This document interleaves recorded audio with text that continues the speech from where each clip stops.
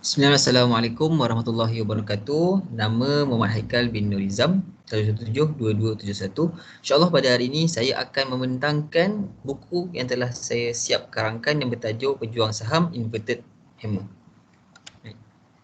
Teruskan dengan kata terbitan Pejuang Saham yang bertajuk Inverted Hammer, penulis daripada Muhammad Haikal bin Nurizam dan penyunting bahasa daripada Prof. Madya Dr. Nuradli Ridwan Shah bin Muhammad Dali. Teruskan dengan dedikasi dengan nama Allah yang Maha Penyayang yang lagi Maha Pengasihani. Aku panjatkan kesyukuran kerana dapat menyiapkan buku ini untuk meningkatkan kefahaman masyarakat tentang jual beli saham. Salam sayang kepada junjungan Nabi Muhammad SAW, keluarganya, sahabatnya dan semua kaum umat muslimin dan muslimat sama ada yang masih hidup ataupun yang telah meninggal dunia. Semoga kita semua mendapat keberkatan dari Allah Subhanahu Wa Taala. Sungguhnya apa yang dikarang adalah berdasarkan sedikit ilmu dan pengalaman yang ingin dikongsi bersama, dan segala kesilapan adalah daripada kesilapan saya sendiri dan segala ilmu yang baik hanyalah datang daripada Allah Subhanahu Wa Taala. Justru itu, saya memohon maaf jika ada penulisan saya yang tidak menepati cita rasa pembaca, dan insya-Allah penulisan ini akan diperbaiki dari semasa ke semasa.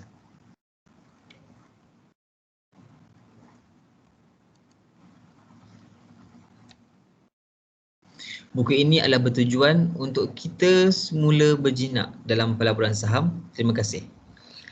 Okey, kita teruskan dengan isi kandungan. Pertama adalah berkaitan dengan pengenalan. Kedua adalah berupa bentuk inverted hammer. Ketiga, bagaimana untuk mengenali inverted hammer. Kelebihan dan kekurangan, cara meningkatkan ketepatan inverted hammer, strategi pelaburan dalam pasaran, perbezaan antara inverted hammer dan shooting star, dan akhir sekali adalah penutup. Baik, pengenalan. Candlestick inverted hammer adalah sejenis corak carta yang sering berlaku pada akhir ailan menurun apabila tekanan daripada pembeli menaikkan harga aset. Ia dinamakan sedemikian rupa sehingga menyerupai tukul terbalik dalam kehidupan nyata dengan bayangan bawah sangat pendek dan bayangan atas yang panjang yang melebihi 2 kali panjang ukuran badannya yang sebenar. Ini menandakan bahawa akan berlakunya corak terbalik yang mana akan melibatkan kenaikan harga yang menunjukkan sumbu atas yang panjang disebabkan oleh peniaga bullish di pasaran berusaha untuk menekan dan menaikkan harga lebih tinggi. Tambahan itu, pola terbalik hanyalah sekadar petunjuk kemungkinan perubahan harga dan bukan isyarat bagi bahawa harga akan menaik ataupun ianya boleh terus menurun.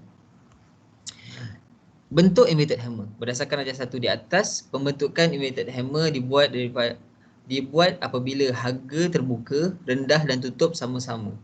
Juga terdapat bayangan atas yang panjang sekurang-kurangnya 2 kali panjang badan yang sebenar. Bila tukul terbalik mempunyai badan yang kecil yang nyata, sumbu atas yang panjang dan sumbu kecil atau yang lebih rendah. Ia muncul di bahagian bawah aliran menurun dan memberi isyarat kemungkinan penurunan harga akan berlaku. Selain itu, sumbu atas yang dipanjangkan menunjukkan bahawa ianya menunjukkan bahawa harga ingin menaik.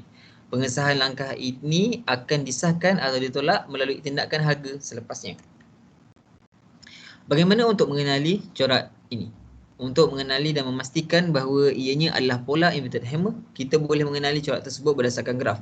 Jenis candlestick hammer ini bertindak sebagai tindak balas terhadap tingkah laku pelabur yang mana mereka menekan harga agar menaik dan menyebabkan harga aset menolak arah aliran menurun dan sebaliknya pulih dengan ketara dalam sehari.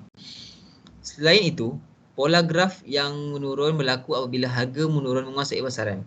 Manakala prompting bullish trader akan mencuba memulihkan harga agar menaik pada hari berikutnya.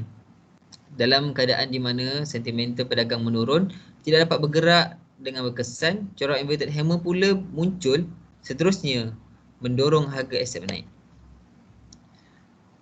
Setiap pelabur mesti sentiasa berhati-hati ketika mengenalinya untuk mengelakkan kekeliruan. Beberapa kaedah perdagangan yang biasa dalam situasi berikutnya, pengenalan candlestick inverted hammer adalah melalui CDF, iaitu Contract for Difference or Spread Betting. Kedua-dua kaedah ini berdasarkan derivatif dan menolak pelabur bertaruh agar harga akan naik daripada harga selamat. Contract for difference atau dikenali sebagai DFC adalah kontrak derivatif antara pelabur dan inisiatif keuangan di mana pelabur mengambil kedudukan mengenai nilai aset masa depan. Begitu juga spread betting membolehkan pelabur meletakkan wang sama ada pasaran akan menaik atau menurun. Oleh itu, DFC adalah security yang dapat melaburkan melalui pelanggan dan broker yang menukar perbezaan harga awal perdagangan dan menilainya ketika perdagangan tidak diputuskan atau dibalikkan. Walaupun CDF membenarkan pelabur untuk melaburkan perdagangan harga niaga hadapan, mereka bukan kontrak niaga hadapan dengan sendirinya.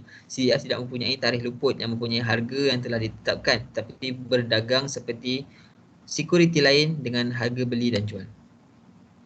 Kelebihan. Okey, kita teruskan dengan kelebihan. Setelah kita mengenali apa itu inverted hammer dan bentuknya, sekarang saya akan menerangkan kelebihan-kelebihan terdapat pada inverted hammer. Pertama adalah masuk ketika keadaan baik. Ketika keadaan ini terjadi, ianya sangat sesuai untuk anda memulakan perdagangan atau pelaburan pada hari inverted hammer dikenal pasti, yang mana ketika keadaan ini terjadi, ianya akan meraih sebahagian besar faedah daripada pengukuran security. Kerana pembalikan kenaikan harga setelah ini jatuh, ini benar terutamanya jika corak tersebut segera mencetuskan trend kenaikan nilai aset yang sihat. Jadi keadaan ini sangat sesuai untuk melabur. Yang kedua adalah mudah untuk dikenal pasti. Inverted hammer sangat mudah dikenal pasti kerana kriteria unik yang berkaitan dengan bentuknya, iaitu antara bayangan dan panjang badan sebenar serta lokasinya dalam garis arah aliran. Ianya sangat mudah dikenal pasti dengan hanya melihat graf tersebut. Seterusnya kita teruskan dengan kekurangan. Mungkin pertamanya adalah disebabkan oleh tidak menunjukkan perubahan jangka masa panjang. Walaupun jangka masa setelah pengenalan candlestick inverted hammer boleh menyebabkan pembalikan ke atas, namun tidak ada jaminan bahawa ianya akan bertahan untuk jangka waktu yang lama. Ini kerana banyak faktor yang boleh menyebabkan perkara tersebut terjadi dan harga kembali turun. Sekiranya pembeli tidak dapat mempertahankan kekuatan pasaran mereka, harga keselamatan mungkin menuju arah aliran menurun. Yang kedua adalah disebabkan oleh memberikan pandangan terhadap tingkah laku pasaran. Corak inverted hammer hanyalah salah satu daripada sebilangan corak candlestick dari pelbagai metrik yang digunakan untuk meramal tingkah laku pasaran, dengan hanya bergantung pada mereka sahaja tanpa mempertimbangkan petunjuk lain, dan kaedah yang berlaku boleh menyebabkan hasil yang tidak menguntungkan. Ini kerana pelaburan adalah sesuatu yang kadang-kadang sukar untuk kita ramal dan masanya ianya boleh menjadi apa yang kita ramal dan masanya tidak. Cara meningkatkan ketepatan inverted hammer. Untuk corak candlestick seperti inverted hammer, pelabur tidak seharusnya bergantung kepadanya sebagai isyarat masuk tunggal anda. Dalam banyak kes, sebilangan besar peniaga bersetuju bahawa penapis atau syarat tambahan diperlukan untuk meningkatkan prestasi corak. Selain itu, penting untuk menggunakan inverted hammer di dalam pasaran dan mengenal pasti jangka masa di mana ia akan berfungsi dengan baik. Walau bagaimanapun, dalam bahagian ini saya ingin berkongsi beberapa kaedah dan cara yang akan memberikan hasil yang baik supaya pelabur dapat menggunakan inverted hammer dengan betul dan pelabur dengan berlabur dengan lebih berkesan. Antara caranya adalah musim dan masa hari. Salah satu aspek pasaran yang hebat dan sering diabaikan adalah elemen masa. Corak dan strategi yang berbeza mungkin berfungsi sangat berbeza bergantung pada waktu hari, dalam hari minggu dan hari bulan dan ukuran lain. Dalam pelaburan kita sendiri, kita akan memanfaatkannya apabila kita mempunyai kecenderungan yang sangat jelas tentang hari yang kita membuat pelaburan. Sebagai contoh, jika kita mempunyai strategi yang berfungsi dengan sangat baik pada hari Isnin yang telah terbukti beberapa kali, kita mungkin tidak masuk pada hari lain kerana waktu hujung minggu terlalu banyak mengganggu untuk kita fokus akan kerja yang akan kita lakukan. Kecenderungan seperti ini ada di mana-mana. Mungkin walaupun tidak dengan setiap strategi, anda boleh mempertaruhkan strategi yang hanya berlangsung separuh dalam 1 bulan dan yang pendek, atau hanya berniaga pada hari genap atau ganjil. Selain itu, anda juga harus melihat pada waktu siang untuk beberapa strategi intraday. Isyarat yang berlaku pada awal sesi pelaburan mungkin sangat relevan. Nombor 2 adalah turun naik. Keadaan naik yang baik untuk menapis pelaburan yang buruk adalah untuk mengambil kira turun naik. Strategi atau corak mungkin berfungsi sangat berbeza, bergantung pada apakah strategi itu dilaksanakan dalam lingkungan turun naik, rendah atau tinggi. Dalam contoh strategi yang akan datang, saya akan membahaskan indikator yang saya tahu memilih banyak potensi untuk meningkatkan strategi. Walau bagaimanapun, cara mudah untuk mengukur turun naik pasaran adalah dengan hanya melihat rangkaian bar. Sekiranya graf menunjukkan korelasi tinggi dan kuat dengan sumbu panjang, maka ia adalah petanda bahawa pasaran agak tidak stabil. Di pasaran yang stabil, mungkin corak yang anda cari lebih mudah dalam pasaran yang tidak stabil. Sebilangan besar pasaran adalah secara rawak, dan apabila anda menggunakan kaedah turun naik, perubahan besar dapat memberikan bentuk yang tidak tepat. Anda akan mendapati bahawa kaedah turun naik ini adalah salah satu kaedah yang dapat berfungsi dengan baik. Sekali lagi, ini adalah penyelesaian bagi cara yang sesuai untuk pelaburan yang anda jalankan. Nombor 3 adalah trend keseluruhan pasaran. Kadang-kadang corak pembalikan seperti inverted hammer seperti ini berlaku di bahagian bawah julat, yang mana harga pada ketika itu akan jatuh dan hadirnya inverted hammer akan menekan semula harga untuk naik, dan sebenarnya berada di puncak trend ketika melihat resolusi carta yang lebih tinggi. Sekiranya anda belajar dengan carta resolusi yang lebih rendah, anda juga boleh mendapat keuntungan yang dengan melihat harga pada resolusi yang lebih tinggi. Secara amnya, semakin kuat trend, semakin tinggi jangka masanya. Oleh itu, jika pasaran meningkat dalam carta 240 minit tetapi turun dalam carta 5 minit, inverted hammer mungkin akan mempunyai peluang kejayaan yang lebih tinggi. Strategi seterusnya kita teruskan dengan strategi pelaburan dalam pasaran. Disebabkan kerana saya telah membahas beberapa cara yang boleh anda jalankan untuk meningkatkan keuntungan isyarat inverted hammer, sudah tiba masanya untuk melihat beberapa contoh strategi perdagangan langsung yang menerapkan corak tersebut. Suka untuk saya ingatkan bahawa beberapa contoh yang akan saya berikan ini adalah bertujuan sebagai contoh supaya kita akan dapat membina strategi yang baik bagi menggunakan inverted hammer. Strategi pertama adalah inverted hammer dan ADX filter. Sebelum ini, saya telah membincangkan bagaimana anda boleh menggunakan turun naik untuk menyaring dan mengawal daripada pelaburan yang buruk. Di sini, salah satu petunjuk untuk mengetahui dan mengukur turun naik adalah dengan bantuan petunjuk ADX. ADX bermaksud indeks pergerakan berarah rata dan boleh digunakan untuk membantu mengukur kekuatan keseluruhan trend. Sistem ini cuba mengukur kekuatan pergerakan harga ke arah positif dan negatif menggunakan petunjuk DMI plus and DMI indicator. Ini adalah salah satu kaedah penyelesaian yang kami cuba pada setiap strategi dalam usaha meningkatkan prestasi. Dan ini adalah contoh graf yang boleh saya tunjukkan. Berdasarkan rajah di sebelah, kita dapat melihat bahawa bacaan pada graf melebihi 20 bermaksud trend kuat. Oleh itu, saya akan menggunakan dalam strategi ini, panjang menunjukkan ADX yang kami gunakan di sini adalah 10. Okey.